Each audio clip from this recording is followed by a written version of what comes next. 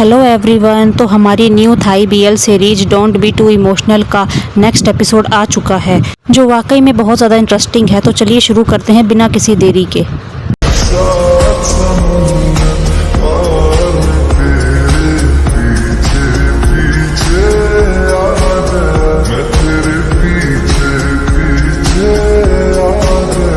Episode की starting में हम लिटिल जैन को देखते हैं, जो अपने इंटरव्यू के लिए कंपनी के कॉरिडोर में बैठा रहता है।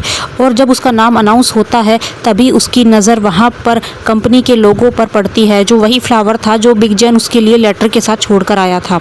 आगे हम देखते हैं कि लिटिल जैन का इंटरव्यू होता है, जहाँ उससे बहुत सारे सवाल जवाब किए जाते हैं। तभी और उन सभी सवालों का जवाब लिटिल जैन बहुत ज़्यादा कॉन्फिडेंस के साथ देता है। तभी उससे एक ऐसा सवाल पूछा जाता है जिसे सुनकर वो हल्का सा शांत हो जाता है। सवाल ये था कि अगर आप सेक्रेटरी बन जाते हैं तो आप अपने आप को किस तरह देखते हैं।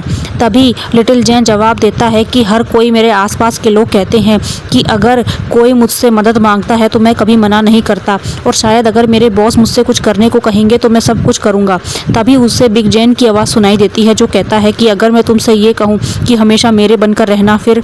तभी हम देखते हैं कि अचानक से लिटिल जैन हैरान होकर खड़ा हो जाता है और चारों तरफ हैरान होकर और घबराकर देखने लग जाता है। तभी जो इंटरव्यू लेने वाले होते हैं वो पूछते हैं, क्या हुआ, आप ठीक तो है ना।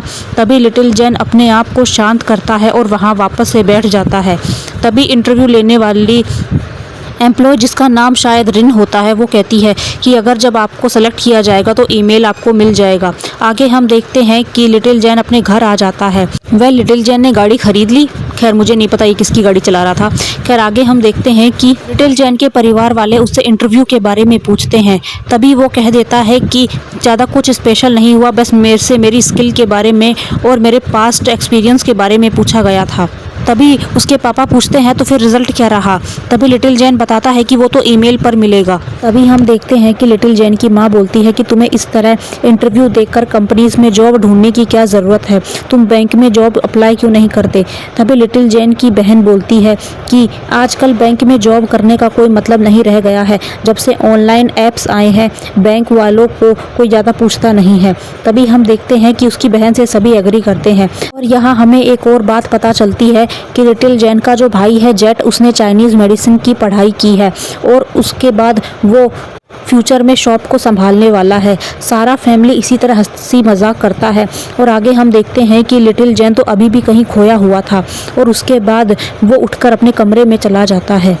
नेक्स्ट हम सुबह का सीन देखते हैं, जहाँ पर एक औरत उनकी शॉप पर आती है और वो कुछ दवाइयाँ मांगती है। जैसे ही मॉम दवाइयाँ निकालने के लिए अपना हाथ बढ़ाती है, उनको शोल्डर में पेन होने लग जाता है।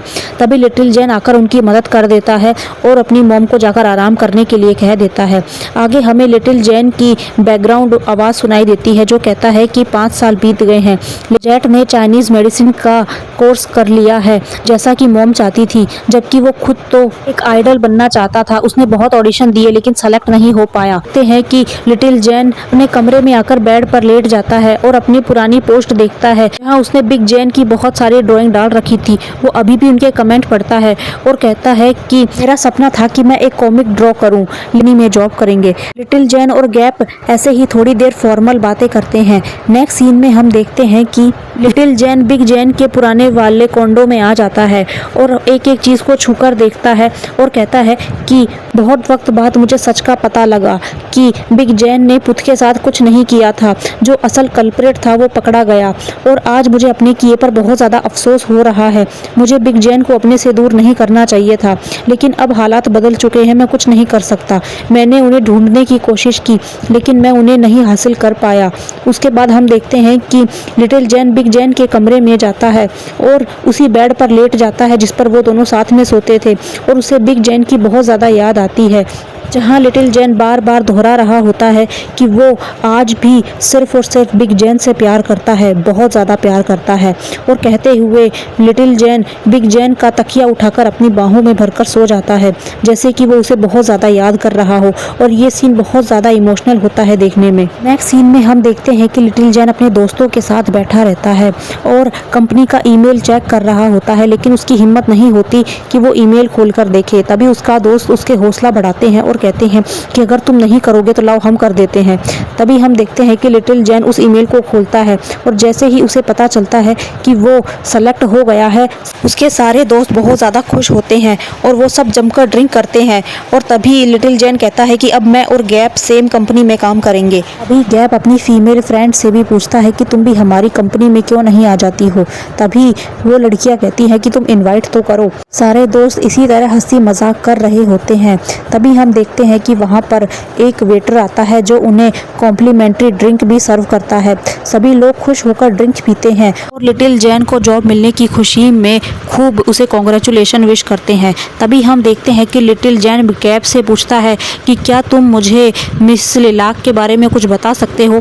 तभी गैप कहता है कि मैंने तो उन्हें कभी देखा ही नहीं, क्योंकि जब से उन्होंने कंपनी का चार्ज संभाला है शायद वो यूएस में रहती हैं और वहाँ पर इन्वेस्टमेंट को हैंडल करती हैं। मैंने कभी उन्हें चेहरे से नहीं देखा है, लेकिन ऐसा लगता है कि वो एक ओल्ड लेडी होगी। तभी लिटिल जैन कहता है कि तुम्हें कैसे पता कि वो एक ओल्ड लेडी होगी। तभी गैप कहता है कि क्योंकि उसका नाम पुराने ज़माने जैसा है, लिलाक। आगे लिटिल जैन के दोस्त थोड़ी बहुत बात करते हैं। तभी गैप पूछता है कि तुम्हें ज्वाइनिंग कब से करनी है। तभी लिटिल जैन कहता है कि मुझे तो कल से ही बुलाया गया है। तभी गैप खड़े होते कहता है कि फिर तो तुम आज रात ज़्यादा ड्रिंक मत करो, क्योंकि कल से तुम्हारा पहला दिन है, कल ही तुम्हें रिपोर्टिंग के लिए जाना होगा। आगे हम देखते हैं कि लिटिल जैन वॉशरूम से जब बाहर आता है तो उसे अपनी आंखों के सामने बिग जैन दिखाई देता है। उसे ऐसा लगता है जैसे बिग जैन उसके सामने खड़ा हो। तभी एक इंसान लिटिल जैन को हल्का सा धक्का मारकर निकलता है और जैसे ही लिटिल जैन वापस से देखता है तो वहाँ पर बिग जैन नहीं होता। नेक्स्ट सीन में हम देखते हैं कि लिटिल जैन अपने ऑफिस के पहले दिन को ज्वाइन करने के लिए आ जाता है और वहाँ पर एक फीमेल एम्प्लॉय उसका सभी के साथ इंट्रोडक्शन करवाती है और लिटिल जैन उन सभी को हेलो बोलता है। आगे हम देखते हैं कि वो फीमेल एम्प्लॉय उसे दो और नए एम्प्लॉय से मिलाती है जिसका नाम होता है शॉय और बिग। लिटिल जैन उन्हें भी हेलो बोलता है और वो लोग लिटिल जैन को बोलते हैं कि हम सब यहाँ परिवार की तरह हैं, मिल बांट कर काम करते हैं। सभी इसी तरह लिटिल जैन का स्वागत करते हैं। तभी हम देखते हैं कि वो फीमेल एम्प्लॉय बताती है कि थोड़ी देर में ही यहाँ पर मिस लिलाक आ जाने वाली है। फिर हम देखते हैं कि लिटिल जैन की मुलाकात वहाँ गैप से हो जाती है और दोनों दोस्त वापस से एक ही कंपनी में मिलकर खुश होते हैं। लिटिल जैन की तारीफ गैप भर भर कर करता है कि वो सूट में बहुत ज़्यादा अच्छा लग रहा है और हम देखते हैं कि लिटिल जैन का अभी तक का दिन बहुत अच्छा जा रहा होता है। तभी हम देखते हैं कि मिस लिलाक के आने की अनाउंसमेंट हो जाती है और जैसे ही सब दरवाजे की तरफ देखते हैं एक खूबसूरत सी लड़की वहां से निकलकर आती है। लिटिल जैन उनके आगे सिर झुकाता है और कहता है कि मैं जैन ली हूँ और मैं आज से आपका नया सेक्रेटरी हूँ। तभी वो लड़की बोलती है कि मैं मिस लिलाक नहीं हूँ, मेरा नाम तो रोज़ है और मैं उनकी पर्सनल अटॉर्नी हूँ और आप जिसके सेक्रेटरी हैं वो बस थोड़ी देर में आते ही होंगे। कहते हुए रोज़ ने दरवाजे की तरफ इशारा किया जहाँ से बिग जैन की एंट्री होती है और उसकी एंट्री देखकर हर कोई शॉक्ड रह जाता है, क्योंकि किसी को नहीं पता था कि लिलाक कोई फीमेल नहीं बल्कि हमारा बिग जैन है। और उसको आते देखकर लिटिल जैन और गैप दोनों हैरान रह जाते हैं और बिग जैन आकर सीधा लिटिल जैन के सामने खड़ा हो जाता है। तभी हम देखते हैं कि बिग जैन और रोज़ बात करते हैं। तभी रोज़ बताती है कि मैंने आपका दिया हुआ काम पूरा कर दिया है सर। तभी बिग जैन कहता है तो ठीक है, वो काम मेरे ऑफिस में पहुंचा देना।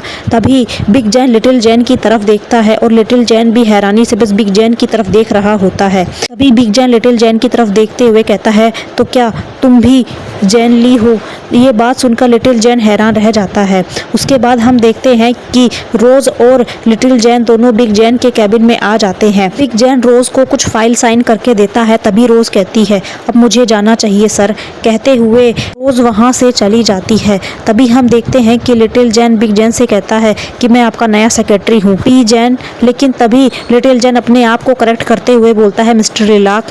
तभी बिग जैन कहता है कि मैंने तुम्हारा रिज्यूम पढ़ लिया था और तुम मुझे पहले की तरह पी जैन बुला सकते हो, क्योंकि मिस्टर लिलाक तो मैं सिर्फ इन्वेस्टमेंट के लिए इस्तेमाल करता हूँ, लेकिन सबके सामने मैं इस नाम को नहीं लेकर आता हूँ क्योंकि मैं नहीं जानता हूँ कि मेरे बैकग्राउंड को कोई मेरे आज के साथ जोड़े। तभी लिटिल जैन कहता है कि हाँ मैं समझ गया। तभी लिटिल जैन कहता है कि अब मैं समझा कि मुझे यहाँ नौकरी कैसे मिली। तभी बिग जैन उसे वापस से रोकते हुए बोलता है कि तुम्हें यहाँ पर HR ने सेलेक्ट किया है, मैंने उसमें कुछ नहीं किया है, तो इसलिए तुम ऐसा मत सोचना कि तुम मेरी वजह से यहाँ पर जॉब पर आए हो। असल में तुम अपनी स्किल की वजह से यहाँ पर आए हो। बिग जैन की बात सुनकर लिटिल जैन वापस से हाँ में गर्दन हिला देता है। तभी बिग जैन बोलता है कि क्या तुम कुछ और पूछना चाहते हो। तभी लिटिल जैन कहता है कि आप इतने वक्त तक कहाँ चले गए थे। तभी बिग जैन बोलता है कि मैं यूएस अपनी स्टडी के लिए वापस लौट गया था और ग्रेजुएशन के बाद मैंने बिजनेस को चलाना शुरू किया क्योंकि यहाँ मेरी ज़रूरत थी। तभी लिटिल जैन वापस से हाँ में गर्दन हिला देता है। बिग जैन वापस से पूछता है कि क्या तुम्हें वो लेटर मिल गया था जो मैंने तुम्हारे लिए छोड़ा था। जवाब में लिटिल जैन कहता है कि हाँ मुझे मिल गया था और मुझे माफ़ कर दो कि मैंने आप पर भरोसा नहीं किया। इससे आगे लिटिल जैन कुछ कह पाता तभी बिग जैन कहता है कि मेरी एक मीटिंग है 10 मिनट बाद और उसकी प्रिपरेशन करो जाकर। कहते हुए बिग जैन लिटिल जैन की बातों को काट देता है और लिटिल जैन को वहाँ से निराश होकर जाना पड़ता है और बस बिग जैन भी उसे मायूसी भरी नज़रों से देखता है। लिटिल जैन बाहर आकर अपने काम के लग जाता है। तभी उससे स्टाफ मेंबर पूछते हैं कि मिस्टर लिलाक कैसे हैं। तभी लिटिल जैन बताता है कि वो थोड़े से स्ट्रिक्ट भी हैं लेकिन बहुत ज़्यादा दयालु भी हैं। तभी सॉय और बिग कहते हैं कि ऐसा कैसे हो सकता है कि एक इंसान एक ही टाइम पर स्ट्रिक्ट और दयालु दोनों हो सकता है। तभी लिटिल जैन कहता है कि हाँ वो ऐसे ही हैं। तभी बिग कहता है कि मिस्टर लिलाक बहुत ज़्यादा हैंडसम हैं, उनका ऑरा कितना डीप है। कहते हुए बिग लिटिल जैन के एक्स लवर की बहुत ज़्यादा तारीफ़ें करता है, जिसे देखकर लिटिल जैन तो बस चुपचाप खड़ा रहकर उसे देखता रहता है। शॉय और बिग उसे कहते हैं कि इसे अपना परिवार ही समझो, हम सब एक फैमिली की तरह हैं। तभी लिटिल जैन भी उनको थैंक यू बोलता है और अपने काम के लग जाता है। आगे हम देखते हैं कि लिटिल जैन और बिग जैन जा रहे होते हैं जहाँ लिटिल जैन बिग जैन को उसका आज का शेड्यूल बता रहा होता है। बिग जैन कहता है कि ठीक है मैं समझ गया। तब उसके बाद बिग जैन आगे जाने लगता है लेकिन लिटिल जैन बिना देखे ही चलता है, जिससे वो बिग जैन से टकरा जाता है। तभी बिग जैन कहता है कि प्लीज़ देखकर चलो। आगे हम देखते हैं कि दोनों लिफ्ट में होते हैं। तभी लिफ्ट का और सेलेक्ट करने के चक्कर में वो दोनों वापस से क्लोज आ जाते हैं और यहाँ एक ऑकवर्ड मोमेंट बन जाता है। नेक्स्ट हम एक मीटिंग का सीन देखते हैं जहाँ पर बिग जैन और लिटिल जैन बैठे रहते हैं लेकिन दोनों एक दूसरे को एक दूसरे की नज़रों से छुपकर ही देखते हैं। बारी बारी वो एक दूसरे के चेहरे की तरफ देखते हैं जहाँ कई बार लिटिल जैन तो शर्माने लग जाता है क्योंकि वो इतने दिनों बाद बिग जैन को अपनी आंखों के सामने देख रहा था। इसके बाद हम एक और सीन देखते हैं जहाँ पर बिग जैन को लिटिल जैन तैयार कर रहा होता है। वो उसे एक इवेंट के लिए तैयार कर रहा होता है जहाँ वो जैसे ही बिग जैन की शर्ट के बटन बंद करता है उसकी नज़र उसी लॉकेट पर पड़ जाती है। दोनों के बीच एक आई कांटेक्ट होता है। तभी लिटिल जैन कहता है कि क्या आप थोड़ी देर के लिए पलट जाएंगे। बिग जैन पलट जाता है और लिटिल जैन उसके कपड़े सही करके माइक सही करता है। आगे हम देखते हैं कि बिग जैन अपने कैबिन में होता है और लिटिल जैन उसके लिए कुछ फाइलें लेकर आता है और कहता है इन डॉक्यूमेंट्स पर आपके साइन की ज़रूरत है। बिग जैन कहता है कि ठीक है मैं समझ गया लेकिन मुझे इन्हें पढ़ने में टाइम लगेगा, तुम तब तक जा सकते हो।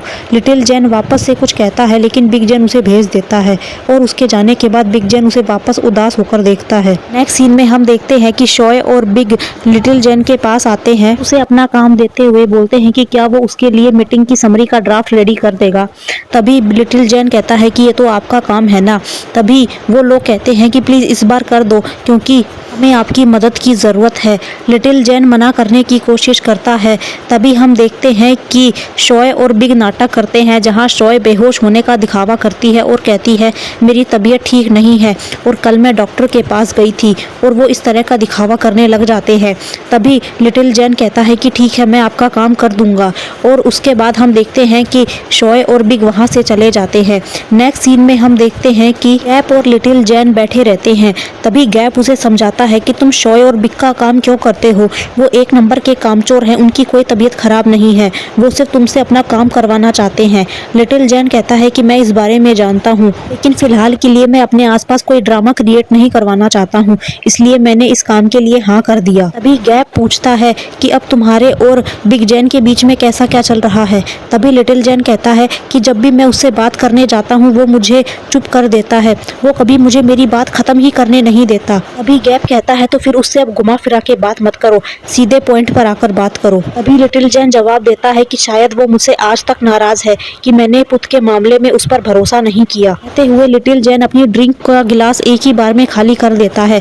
तभी गैप कहता है कि तुम थोड़ा रिलैक्स हो जाओ, इस तरह अपने आप को तकलीफ मत दो। आगे हम देखते हैं कि लिटिल जैन ऑफिस में काम कर रहा होता है और वो किसी और का नहीं बल्कि बिग और शॉय का ही काम कर रहा होता है, लेकिन वो दोनों तो बस आपस में बात करके मस्ती कर रहे होते हैं। लिटिल जैन उनकी तरफ देखता है लेकिन वो उन्हें कुछ नहीं कहता, उसे पता होता है कि ये सिर्फ मस्ती मजाक कर रहे हैं, इनकी कोई तबीयत खराब नहीं है। लेकिन वो उनका काम करने के लिए बारी बारी एक एक एम्प्लॉय के पास जाता है और जो भी रिपोर्ट में पॉइंट ऐड करवाने होते हैं वो करवाता है। उसके बाद हम देखते हैं कि लिटिल जैन उस रिपोर्ट को कंप्लीट करके शोए के पास ले आता है और कहता है कि लो तुम्हारा काम हो गया। शोए उसको थैंक यू बोलती है और जैसे ही वो उसका काम देखती है तो जानबूझकर उसमें कमियां निकालती है, कहती है कि इसमें ये कमी है, इसमें वो कमी है। लेकिन लिटिल जैन कुछ नहीं कहता, वो सिर्फ उसकी बातें सुनता है। हाँ, क्योंकि लिटिल जैन को तो सिर्फ बिग जैन पर गुस्सा आता है, ये उसी को 4 बातें सुना सकता है, किसी और को नहीं। कई बार तो मुझे लगता है कि वो जो सॉन्ग है ना आई एम कलर ब्लाइंड, वो बिग जैन के लिए गाया गया था, क्योंकि उसी को समझ में नहीं आता कि लिटिल जैन कितना बड़ा रेड फ्लैग है। खैर, स्टोरी में आगे हम देखते हैं कि लिटिल जैन वापस से अपनी सीट पर आकर बैठ जाता है। तभी पीछे से बिग जैन उसके पास आते हैं और लिटिल जैन खड़ा हो जाता है। बिग जैन बोलते हैं कि आके मुझसे मेरे कैबिन में मिलो, और लिटिल जैन बस उसके पीछे जाने लग जाता है। लेकिन तभी पीछे से बिग और शोए खुश हो रहे होते हैं कि शायद लिटिल जैन को आज बिग जैन से डांट पड़ने वाली है, और इसीलिए वो बहुत ज्यादा खुश हो रहे होते हैं। लिटिल जैन बिग जैन के पीछे पीछे उसके कैबिन में चला जाता है। कैबिन में आते ही बिग जैन लिटिल जैन से पूछता है कि आज तुम इतनी देरी से क्यों आए हो। तभी लिटिल जैन बोलता है कि मैं काम कर रहा था। तभी बिग जैन उसकी तरफ देखता है और बोलता है इतना कौन सा काम हो गया, क्या मेरा सेक्रेटरी होने की वजह से तुम्हें इतना इतना काम करना पड़ता है कि तुम रात भर सोते नहीं हो और तुम्हें रात को भी काम करना पड़ता है, क्या मैं तुम्हें सच में इतना ज्यादा काम देता हूँ। तभी लिटिल जैन कुछ नहीं बोल पाता। अभी बिग जैन आगे कहता है कि मैंने सारी वीकली रिपोर्ट्स पढ़ी हैं और क्या उसे तुमने लिखा है। लिटिल जैन हैरानी से पूछता है क्या आपको पता चल गया। तभी बिग जैन कहता है कि मैं तुम्हारा राइटिंग स्टाइल जानता हूँ और क्या ये काम मैंने तुम्हें दिया था करने के लिए। तभी लिटिल जैन कुछ नहीं कह पाता। तभी हम देखते हैं कि बिग जैन अपनी चेयर से खड़ा होता है और बिग और शोए को अपने कैबिन में आने के लिए कहता है। साथ ही वो लिटिल जैन को ये भी कहता है कि क्या तुम भूल गए मैंने तुमसे क्या कहा था, डोंट बी टू इमोशनल। और यहाँ हम समझ पाते हैं कि बिग जैन के ऐसे कहने का मतलब क्या था, क्योंकि लिटिल जैन जब तक इमोशनल बनता रहेगा लोग उसके इमोशनल होने का फ़ायदा उठाएंगे। नेक्स्ट हम देखते हैं कि बिग और शोए वहाँ पर आ जाते हैं और तभी बिग जैन उन्हें कहता है कि मैंने तुम्हारा काम देखा जो तुमने वीकली रिपोर्ट का सबमिट किया है, तुमने बहुत अच्छा किया है। और वो बिग जैन को थैंक यू बोलते हैं। तभी बिग जैन कहता है कि क्या ये बात सच नहीं है कि उस रिपोर्ट को मेरे सेक्रेटरी ने लिखा था। ये जानकर वो दोनों हैरान रह जाते हैं और आंखें सिकोड़ कर लिटिल जैन की तरफ देखते हैं कि इसने हमारी यहाँ पर चुगली कर दी। तभी बिग जैन कहता है कि मेरे सेक्रेटरी ने मुझे कुछ नहीं बताया है, ये बात तो मैंने खुद ही अपने आप पता लगा ली कि तुम कितना काम करने वाले हो ये मैं अच्छे से जानता हूँ। और मैं तुम्हें एक बात अच्छे से क्लियर कर दूँ, लिटिल जैन मेरा पर्सनल सेक्रेटरी है और सिर्फ मेरा, इसे किसी और का काम नहीं करना है, समझ गए तुम दोनों। जैन की डांट सुनकर वो दोनों बिग जैन से माफ़ी मांगते हैं और बिग जैन उन्हें जाने के लिए कह देता है। लेकिन आज जिस तरह लिटिल जैन का साइड बिग जैन ने लिया था, ये देखकर लिटिल जैन के होठों पर एक लंबी सी मुस्कान आ जाती है और उसे बिग जैन पर कहीं ना कहीं प्राउड भी महसूस होता है। आगे हम देखते हैं कि बिग जैन लिटिल जैन की वर्क टेबल अपने ही कैबिन में शिफ्ट करवा लेता है ताकि उसे कोई बाहर का एम्प्लॉय परेशान ना करे। तभी हम देखते हैं कि लिटिल जैन बिग जैन को थैंक यू बोलता है कि उसने उसकी मदद की। बिग जैन जवाब देता है कि इसमें कोई बड़ी बात नहीं है, तुम मेरे सेक्रेटरी हो। बिग जैन का जवाब सुनकर लिटिल जैन शर्माने लग जाता है। आगे हम देखते हैं कि उसी कंपनी में काम करते वक्त लिटिल जैन को डैन दिखाई देता है और डैन को देखकर वो उसे पुकारता है। दोनों एक दूसरे से मिलकर खुश होते हैं। तभी लिटिल जैन पूछता है कि आपका यहाँ पर कैसे आना हुआ। तभी डैन बताता है कि मैं यहाँ पर अपने ऐप के लिए फंडिंग का अरेंजमेंट करने के लिए आया था। दोनों इस तरह बात करते हैं। तभी अचानक से डैन पूछ लेता है कि तुम यहाँ पर क्या कर रहे हो।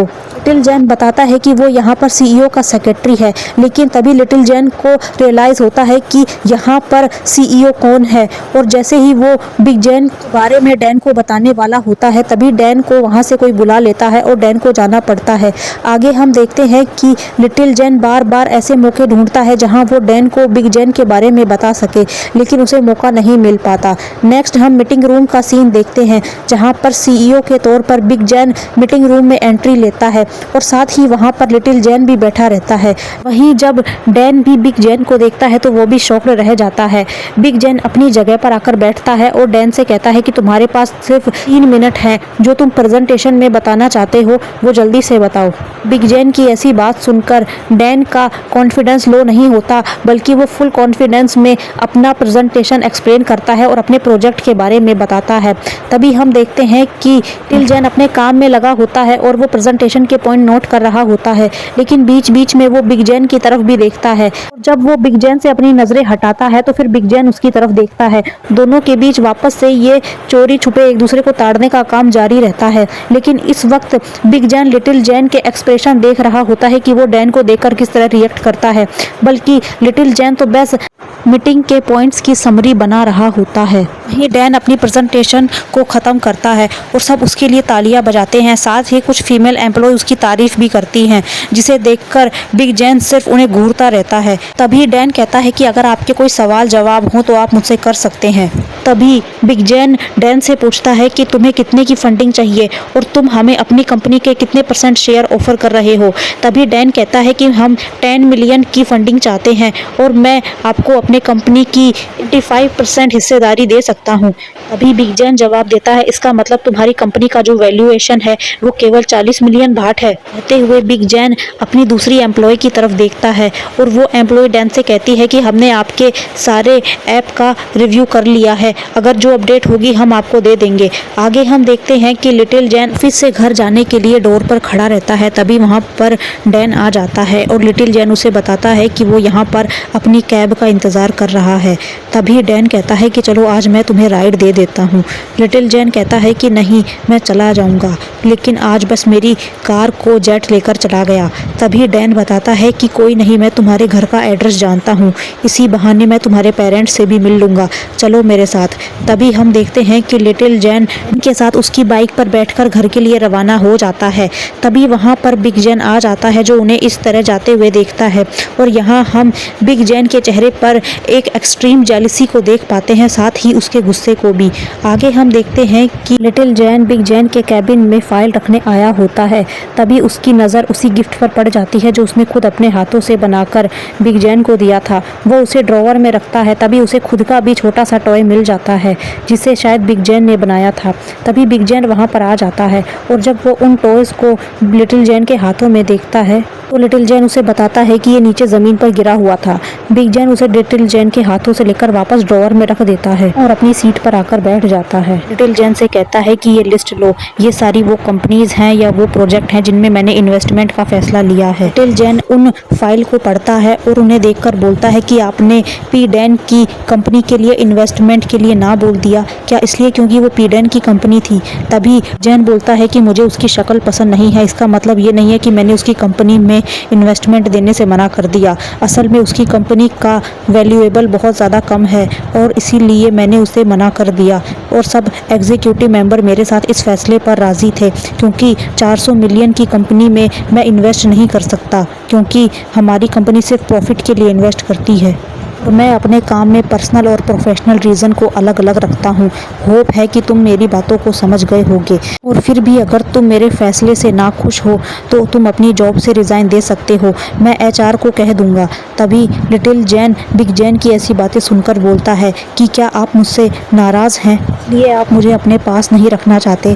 तभी बिग जैन खड़ा होता है और कहता है, तो मुझसे किसने कहा था कि मैं उसकी दुनिया से हमेशा हमेशा के लिए चला जाऊँ? मैंने 5 साल तक उस प्रॉमिस को निभाया भी और मैं तुम्हें रिज़ाइन देने के लिए इसलिए कह रहा हूँ क्योंकि मैं नहीं चाहता कि तुम मेरे पास रहकर परेशान रहो, तुम्हें लगे कि तुम दोबारा से मेरे साथ फंस गए हो। कहते हुए बिग जैन पलटता है। तभी लिटिल जैन उसका हाथ पकड़ लेता है और कहता है कि मुझे माफ़ कर दो, मैंने आपको पुत के केस में गलत समझ लिया था, मैंने आप पर भरोसा नहीं किया और आपको खुद से दूर कर दिया, प्लीज़ मुझे उन बातों के लिए माफ़ कर दो। क्या आप मुझे माफ़ नहीं कर सकते? लिटिल जैन की बातें सुनकर बिग जैन अपना ही रूल तोड़ देता है और बहुत ज़्यादा इमोशनल हो जाता है। उसके बाद बिग जैन लिटिल जैन से अपना हाथ छुड़ाता है और वापस से अपनी जगह पर बैठ जाता है। इसका मतलब लिटिल जैन भी समझ जाता है कि बिग जैन अब उसके पास वापस नहीं आ सकता और यही सोचकर लिटिल जैन वहाँ से चला जाता है और बिग जैन बस उसे जाते हुए देखता है और वापस से इमोशनल हो जाता है। नेक्स्ट सीन में हम देखते हैं कि सभी दोस्त पुत के घर आते हैं और उसकी फ़ोटो के सामने खड़े होकर उसके लिए प्रे करते हैं। मॉम कहती है कि देखो पुत, तुम्हारे दोस्त तुम्हारे लिए तुम्हारा फेवरेट खाना लेकर आए हैं। उसके बाद सब लोग बारी बारी पुत की फ़ोटो के आगे अगरबत्ती जलाते हैं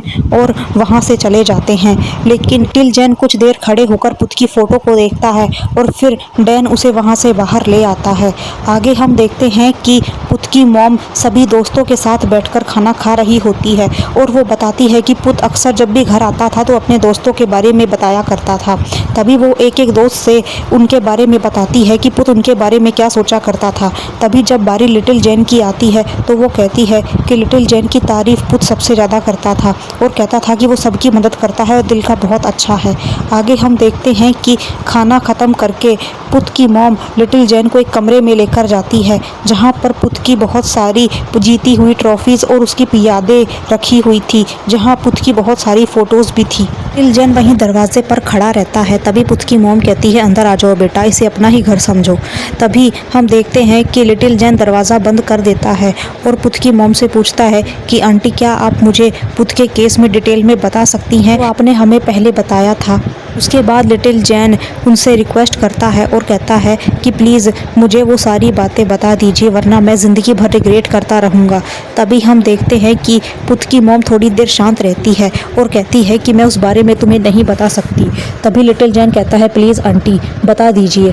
तभी हम देखते हैं कि पुत की मॉम बताती है कि वैसे तो मुझे मना किया गया था स्ट्रिक्टली कि मैं उसका नाम ना लूँ, लेकिन जब मैं पुत को जस्टिस दिलाने के लिए केस में बिज़ी थी उस वक्त मेरे पास एक लॉयर आई और उसने ही मुझे एविडेंस लाकर दिया। उसके बाद हम आरोपी को सज़ा दिलवा पाए। लेकिन हैरानी वाली बात तो ये थी कि उस लॉयर ने मुझसे पैसे भी नहीं लिए बल्कि उसने मुझे खुद बहुत सारे पैसे मदद के तौर पर दिए थे। तभी लिटिल जैन कहता है कि उनका नाम क्या था, क्या आप मुझे बता सकती हैं। तभी पुत की मॉम कहती है कि वैसे तो मुझे उसका नाम याद नहीं है और उसने मुझे बताने के लिए भी मना किया था, लेकिन लिटिल जैन के बार बार इंसिस्ट करने पर पुत की मॉम उसे अपने मोबाइल में एक लड़की का फ़ोटो खोलकर दिखा देती है और उस फोटो को देखते ही लिटिल जैन समझ जाता है कि वो रोज़ है जो बिग जैन की ही पर्सनल अटॉर्नी है। नेक्स्ट सीन में हम देखते हैं कि बिग जैन अपनी अटॉर्नी के साथ ही बात करते हुए लिटिल जैन और बिग जैन एक साथ सीईओ के कैबिन में आ जाते हैं। वहां आते ही लिटिल जैन कहता है कि थैंक यू जो आपने मुझे टाइम दिया। तभी बिग जैन कहता है ठीक है अब बताओ कि तुम्हें मुझसे क्या बात करनी थी, जल्दी से कहो। तभी लिटिल जैन कहता है कि मैं सच जान गया हूँ कि आपने ही रोज़ को पुत के केस को हैंडल करने के लिए भेजा था। उसके बाद आपने पैसे देकर पुत की फैमिली की हेल्प भी की, लेकिन आपने मुझे इस बारे में कुछ नहीं बताया, आपने ऐसा क्यों किया। तभी बिग जैन कहता है कि अगर मैं तुम्हें बताता तो क्या तुम मेरे ऊपर भरोसा करते। वैसे भी तुम्हें बताने लायक कुछ रह नहीं गया था क्योंकि तुमने ही मुझसे कह दिया था कि मैं तुम्हारी ज़िंदगी से हमेशा के लिए चला जाऊं। तभी लिटिल जैन कहता है कि क्या आप उस बात के लिए मुझसे अभी भी गुस्सा हैं। तभी बिग जैन कहता है मैं तुमसे गुस्सा नहीं हूँ, मैं अपने आप से गुस्सा हूँ कि मैं हमेशा तुम्हें अपने ऊपर भरोसा दिलाने में नाकामयाब रहा। जब से मैं तुम्हारी ज़िंदगी में आया मैंने तुम्हें कुछ नहीं दिया सिवाय परेशानी के। लिए अब बेहतर है कि हम दोनों अपनी अलग अलग ऑर्डिनरी ज़िंदगी जिएं, यही मैं तुमसे कहना चाहता था। इतना कहकर बिग जैन वहाँ से जाने लगता है और लिटिल जैन उसे मनाने की कोशिश करता है। वो कहता है कि मुझे माफ़ कर दो, प्लीज़ मुझे इस बार माफ़ कर दो। कहते हुए लिटिल जैन बिग जैन को मनाने की कोशिश करता है और कहता है कि क्या हम सब कुछ दोबारा से शुरू नहीं कर सकते। कहते हुए लिटिल जैन बार बार बिग जैन को मनाने की कोशिश करता है, लेकिन बिग जैन वहाँ से जाने लगता है और इसी बीच बिग जैन और लिटिल जैन दोनों का बैलेंस बिगड़ता है और दोनों वापस से क्लोज आ जाते हैं। वेल इस सीन को देखने के बाद मेरा मन कर रहा था कि मैं बोलूं। वेल इस सीन के बाद बिग जैन और लिटिल जैन हल्का सा थोड़ा क्लोज आते हैं और ऐसा लगता है कि उनके बीच एक किस होगा, लेकिन इसी मोमेंट पर ये एपिसोड ख़त्म हो जाता है। मिलते हैं नेक्स्ट एपिसोड में, तब तक के लिए चैनल को सब्सक्राइब करना बिल्कुल ना भूलें।